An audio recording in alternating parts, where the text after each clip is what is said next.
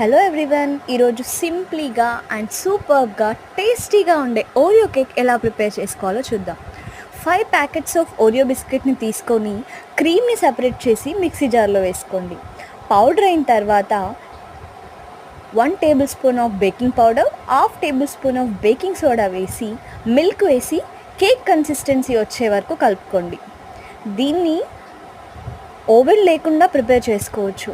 First stove మీద pan పెట్టి 15 minutes heat అయిన తర్వాత స్టాండ్ పెట్టి మరొక ప్యాన్ పెట్టి క్లోజ్ చేయండి. అంతే, సింప్లీగా సూపర్గా అండ్ టేస్టీగా చాక్లెట్ కేక్ ప్రిపేర్ అయిపోతుంది. యమ్మీగా ఉంటుంది, చాలా టేస్టీగా ఉంటుంది. చాలా సింపుల్గా 15 మినిట్స్లో ప్రిపేర్ అయిపోతుంది. ట్రై చేయండి, టేస్ట్ చేయండి.